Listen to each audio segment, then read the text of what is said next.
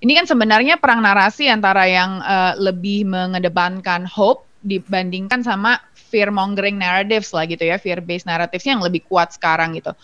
Tapi pada kenyataannya memang itu yang lebih laku di media, lebih clickbait gitu kan biasanya orang-orang nyarinya berita-beritanya lebih sensasional gitu ya.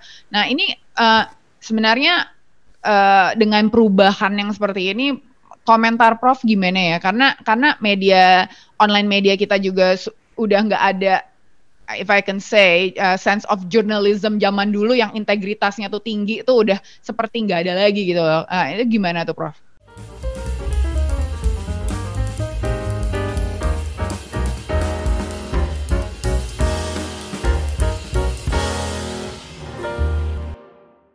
Nah, nyambung komennya Prof nih. Aku senang banget sih Prof nyebut kata-kata narasi karena itu emang kerjaannya kita sehari-hari gitu kan ya, building narrative untuk organisasi, untuk leaders gitu.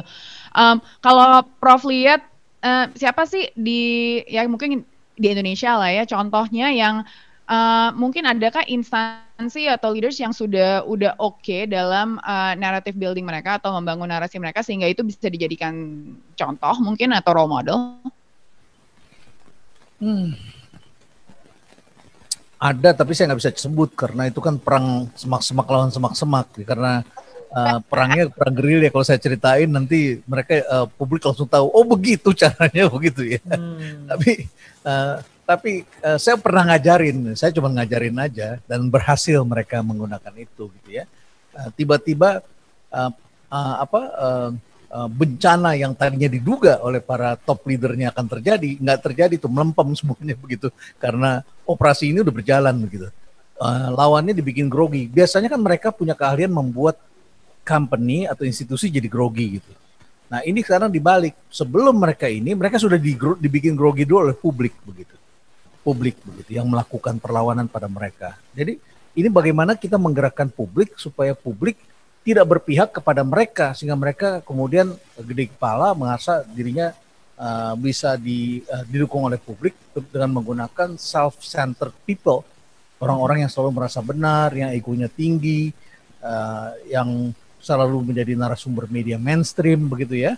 Tetapi sekarang mereka dibikin grogi bahwa mereka juga salah karena publik tiba-tiba diajarkan dengan cara baru begitu.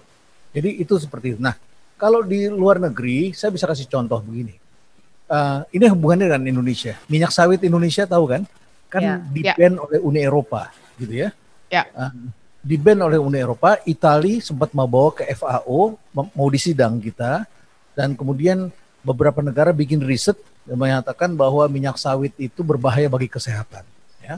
Kemudian mereka pakai lawyer. Kita juga pakai lawyer nih.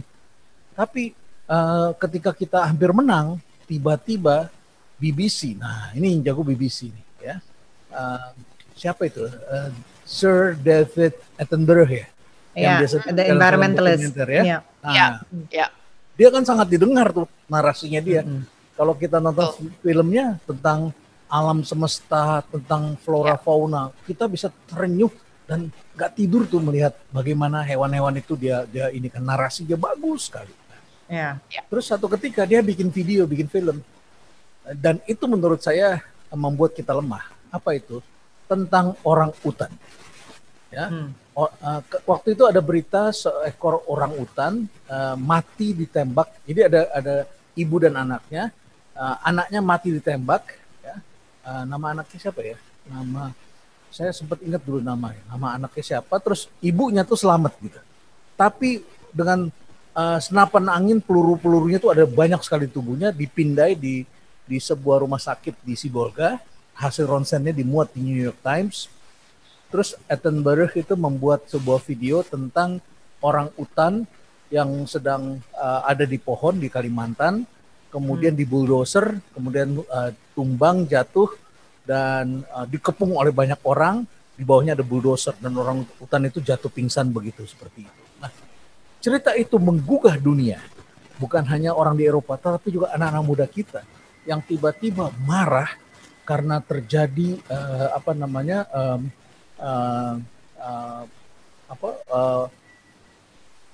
pembabatan hutan kan di Indonesia kan begitu ya, pembabatan hutan untuk menghadang uh, eksplorasi atau perluasan ladang sawit di Indonesia.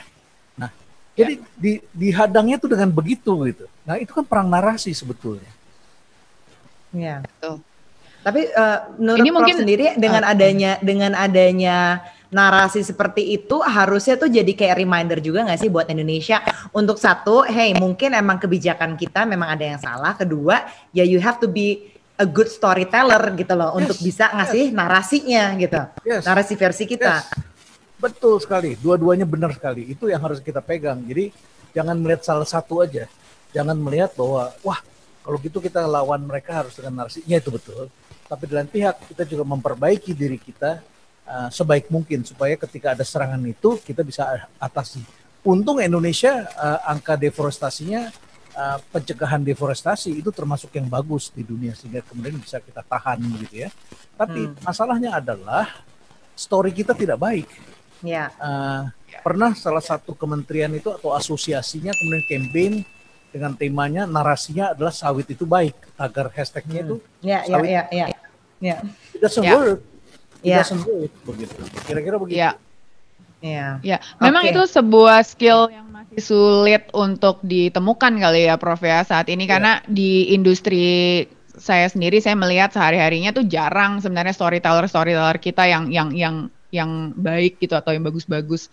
Nah, tadi Prof di awal juga sempat bilang kalau kenapa cerita-cerita yang kita dengar itu lebih banyak cerita tentang orang yang terjangkit atau yang kena COVID, kemudian yang sementara yang sembuhnya kurang diekspos. Begitu juga dengan ini kan sebenarnya perang narasi antara yang lebih mengedepankan hope dibandingkan sama fear mongering narratives lah gitu ya, fear based narratives yang lebih kuat sekarang gitu.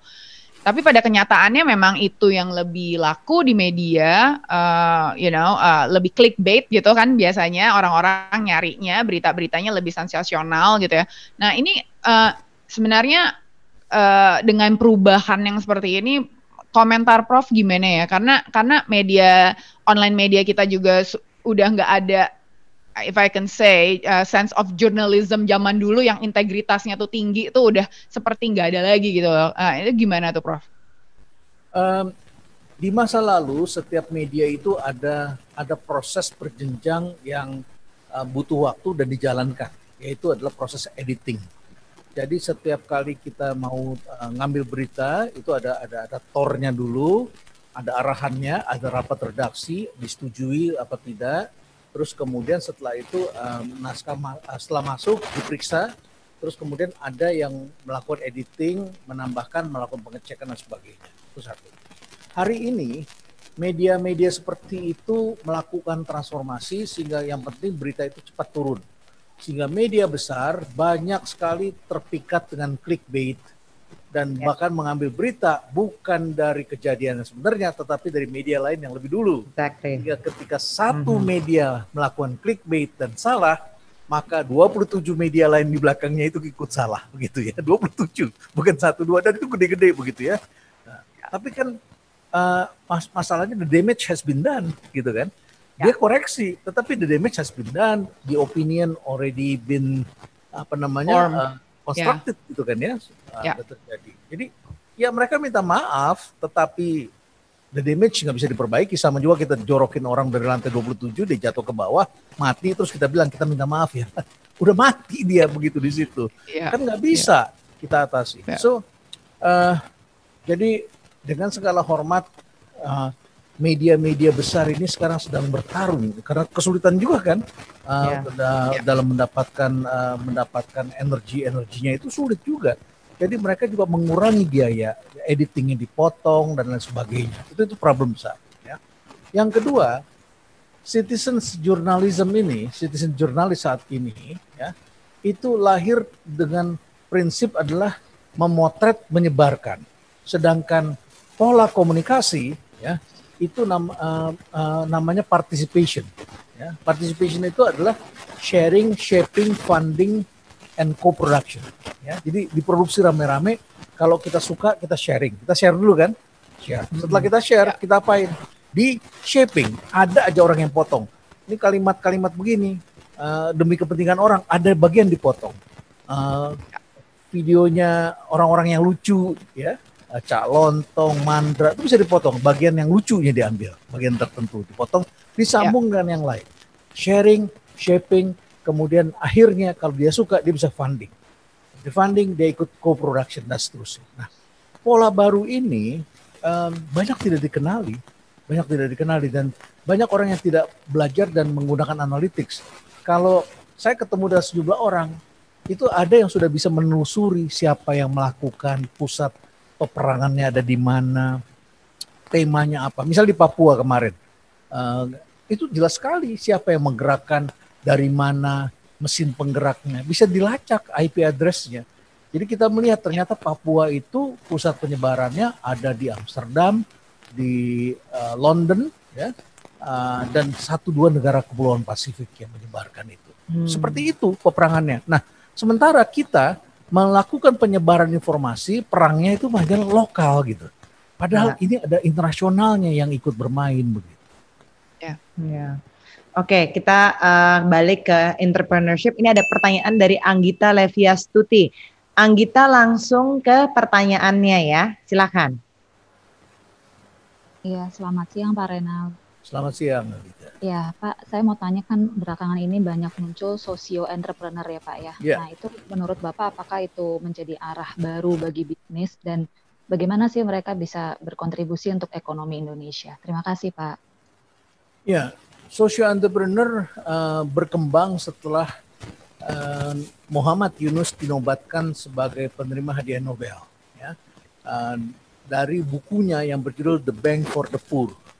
Dan dari karyanya dia membuat bank, ya, Grameen Bank yang membuat orang-orang tak berdaya itu menjadi berdaya. Itu satu hal. Yang kedua, juga berkembang karena ada sejumlah tokoh yang sebelum Muhammad Yunus melakukan itu, ya, kemudian menjadi suatu gerakan internasional. Salah satu tokohnya adalah Bill Drayden, itu adalah tokoh yang mendirikan namanya Ashoka Foundation. Kemudian ada sejumlah foundation lain yang melakukannya. Rumah Perubahan adalah sebuah social entrepreneur dan kami menjadi ketua Asosiasi Kewirausahaan Sosial Indonesia. Di tengah kepenatan kami melihat banyak sekali orang-orang yang terpengaruh oleh Robert Kiyosaki. Ya, Robert Kiyosaki itu yang menulis buku Rich Dad Poor Dad dan Poor Dad yang menghujat bapak kandungnya sendiri, yang kemudian sejak itu membuat orang yang selalu bicara kaya terus, pikirnya kalau jadi entrepreneur tujuannya adalah kaya. Padahal kaya adalah akibat bukan tujuan. Kaya itu adalah karena kerja keras, karena kejujuran, karena dipercaya, karena produknya bagus dan lain sebagainya. Jadi bukannya tujuan tapi akibat dari sesuatu yang harus dibangun. Nah, setelah itu muncullah orang-orang yang short term, multi level marketing, yang money game, penipuan-penipuan, ya, yang semuanya mengaku entrepreneur. Di situ kami penat dan kami mulai mendorong agar orang mempunyai panggilan ke jiwa sosial. Masalahnya banyak sekali orang yang mempunyai jiwa sosial nggak punya uang dan nggak bisa cari uang. Dan kemudian cara yang mereka temui adalah seperti mengedarkan sumbangan pada orang-orang. Nah itu menurut saya bukan social entrepreneur. Membuat panti asuhan, rumah yatim, tetapi kemudian nyebarin kemana-mana minta sumbangan. Itu bukan social entrepreneur. Social entrepreneur, ya, you make money, ya, use your expertise, your entrepreneurship, take a risk, and the money that you get, ya, you don't use it for the sake of yourself, your happiness, gitu ya, untuk consumption dan sebagainya. Tapi ini digunakan untuk menjalankan hobinya. Hobinya apa? Hobinya nolong orang begitu. Itu yang dilakukan oleh Muhammad Yunus, itu yang dilakukan oleh Bill Drayden dan sebagainya untuk menolong orang. Jadi ini adalah satu perkembangan. Nah, tiba-tiba muncul dunia digital yang menekankan pada cara-cara baru. Orang lama caranya adalah capex, capital expenditure. Jadi semuanya itu kalau mau bikin industri, beli tanah, bangun gedungnya tanahnya bisa dijaminkan ke bank karena itu adalah aset yang tangible, ya, beli mesin. Kemudian penjualannya nanti juga bisa dijaminkan lagi ke bank gitu ya. Nah, ini adalah cara lama. Cara baru ternyata muncul itu bukan capex anak-anak muda. Caranya Gojek itu adalah opex dia. Jadi dia nggak perlu beli motor, nggak perlu beli mobil. motor orang lain aja dipakai dengan cara-cara yang pendekatannya disebut dengan pendekatan ini. Ini kalau pernah lihat buku saya dulu nih, ya. Mobilisasi dan orkestrasi. Jadi aset-aset itu dimobilisasi pakai super apps. Tinggal dibikin di sini, yang punya motor, yang punya mobil, parkir di rumahnya, lo bayar sendiri pajak lo, begitu ya. Yuk kita bagi hasil aja begitu ya. Kita bagi hasil. Saya promo supaya jaringan saya banyak. Nanti saya dapat uangnya dari mana. Jadi muncul usaha-usaha yang pakai namanya sharing economy. Karena resources-nya adalah resources sharingan kita, urunan rame-rame. Yang punya motor satu, yang punya motor dua, yang punya rumah kosan di mana, bikin sendiri jadi oyo. Jadi apa begitu saya pasarin, konsumennya datang, kamu dapat duit berapa, kasih saya berapa, begitu. Si pemilik ini yang melakukan orkestrasi di sini tidak memerlukan capex, dia hanya memerlukan opex, operational expenditure. Kalau dulu kan orang pakai capital expenditure. Nah, ini berakibat apa? Sebetulnya cara-cara ini lebih sosial kan? Lebih sosial. Jadi misalnya saya mau bikin tempat wisata nih di Jawa Tengah gitu ya. Saya tadinya mau beli tanah, tapi saya pikir-pikir lagi, kalau saya beli tanah, capital expenditure saya berapa? Perlunya 10 hektar. Saya pengen bikin tempat wisata karena saya pikir wisata lokal. Akhirnya saya ketemu dengan sebuah gereja yang punya tanah 120 hektar. Yang terpakai hanya 5 hektar.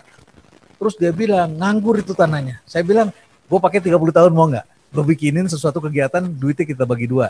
Saya bikinin infrastrukturnya, kita bantuin jualan. Terus saya gandeng lagi orang lain yang punya uang. Jadi yang punya uang bantu. Saya punya ide, saya ada anak-anak muda yang bisa melakukan orkestrasi lewat super apps. Dan akhirnya tanah-tanah nganggur ini bisa kita orkestrasi jadi tempat-tempat wisata baru, pertanian baru, tempat produksi pertanian dan sebagainya. Bisa kita lakukan. Jadi kita tidak sendirian, tapi mengaktifkan resources yang tertidur. Ya, jadi kolaborasi ya, Prof. Intinya ya. Ya. Jadi tidak perlu modal besar. Kalau ada yang mengatakan itu kan Bapak punya modal besar, enggak, saya juga nggak punya modal. Modal saya apa? Kepercayaan aja. Saya jaga kepercayaan karena setiap kali saya dengar sama orang Tionghoa yang menjadi pengusaha besar, saya tanya apa sih rahasianya usaha.